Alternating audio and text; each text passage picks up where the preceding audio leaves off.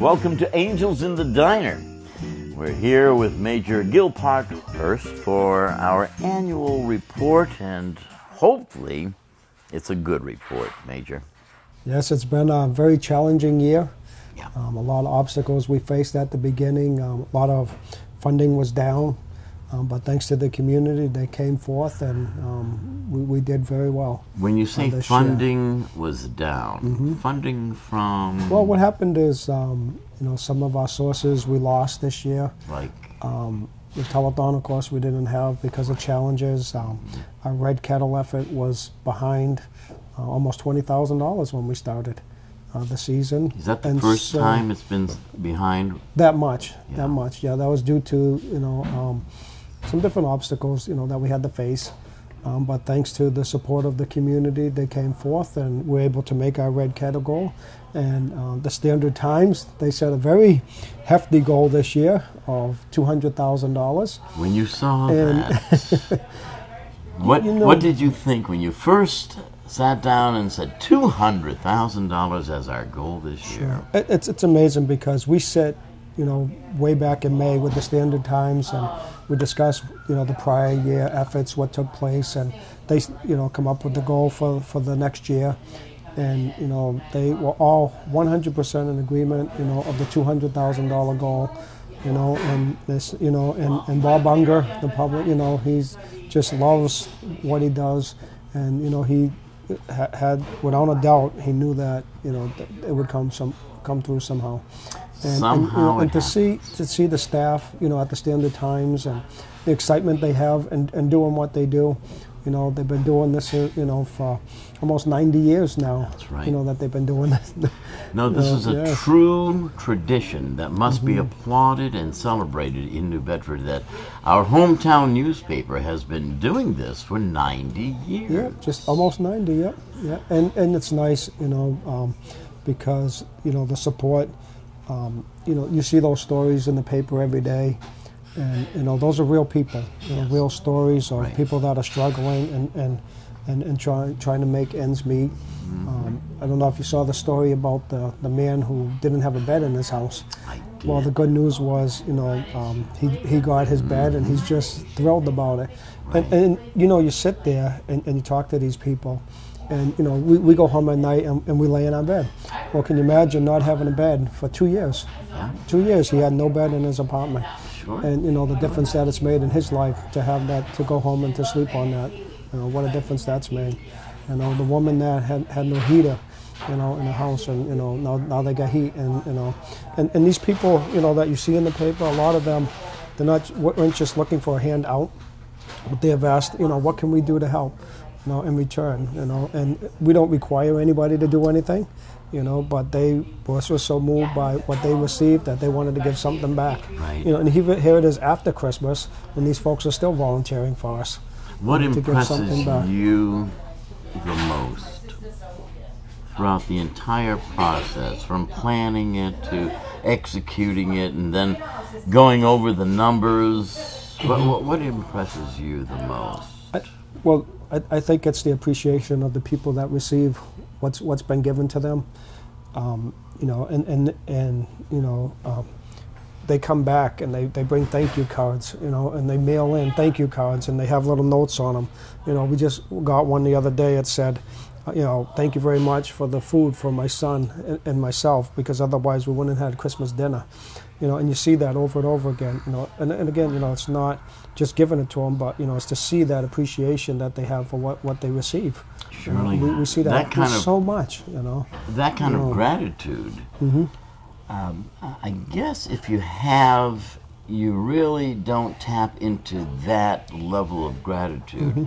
It's when you don't have that you truly can appreciate food on the table and clothes on your body. Yes, yeah, and it's nice because one of the new aspects that we have with the Christmas distribution is to be able to give new clothing.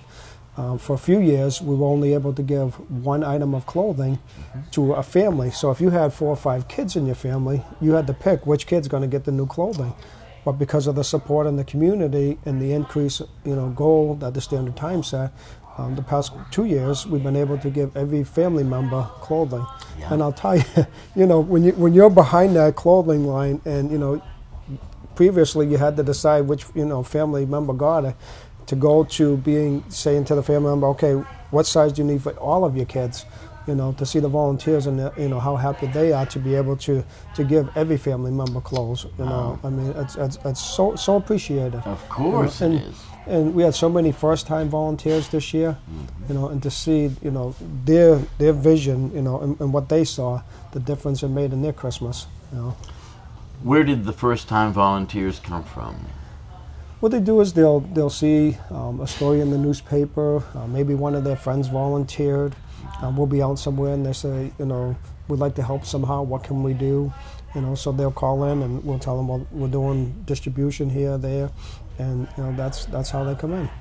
A lot of it's by word of mouth. Sure. So by people, have come in and they've just been so moved by what happens, they'll tell their friends and bring their friends with them. And tell us about that experience, about how people have come in and been moved emotionally. What are some of the stories that you can share with us? Maybe unexpected stories of people coming in just thinking they're going to help pass out something, but it becomes a life-changing emotional event. It's amazing because, like you said, they don't know what to expect when they come in. They think, well, somebody's going to come in, I'm going to hand them a bag and send them out the door. But, what they do is they come in, they get their food voucher, then they're taken into the gymnasium, and there's a toy shop set up. Right. It's just like going into the store and going shopping for your toys. And the volunteers are amazed because what happens from the time that person gets to the door and meets the volunteer, and the volunteer takes them around the first time, for a new volunteer, yeah. And they'll just be amazed because they didn't expect the response from the people getting the toys and the clothing that they see. They didn't expect families to be able to actually pick out what they want for their kids. Sure. And they realize, what I can do, I can go to Kmart or Walmart or whatever and get what I need. Most of these families can't do that. So, they're moved in such a tremendous way, by going through there with the family, and that makes a difference. It'd be so easy to take the toys, throw them in a bag and say, here's your toys. But to give them, the families, the dignity, of saying, they can go say, I shop for my kids' toys. And that's the stories they share with the volunteers, and that's what makes an impact on their lives. It certainly does. And it certainly does. When you look at the money that was raised this year during a tough time, what was the first thing that went through your mind? Well, at first, we knew we were going to be challenged. Yeah.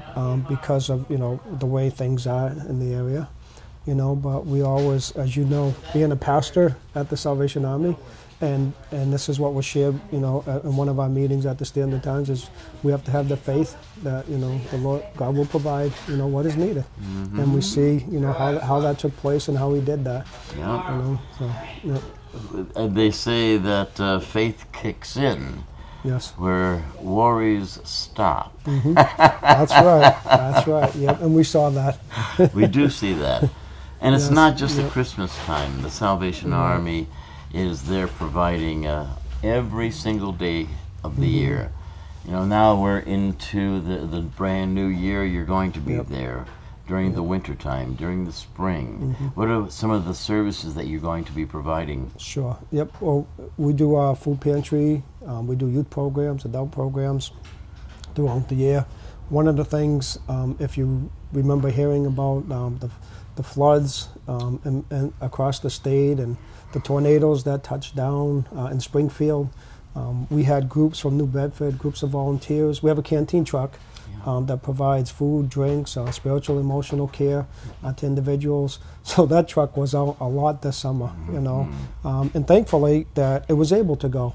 We've had training in the city for volunteers to come and learn how to work on the truck, and we saw this year how that was used.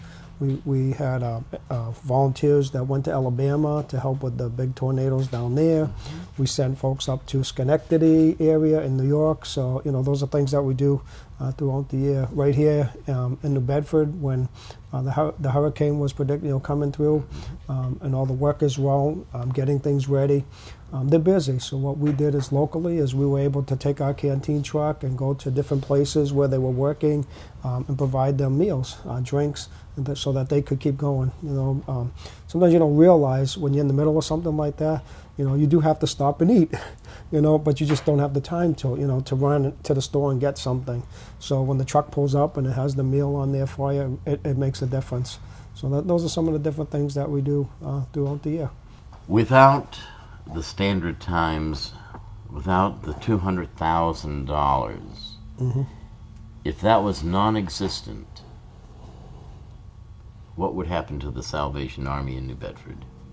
Well, it'd be a huge challenge. Would you be able to continue without it? I don't think at the capacity that we do now. Because if you've seen, what that money is used for, the toys, the vouchers, the clothing, a lot of that would have to be cut back drastically. This year, I just finished the statistics today.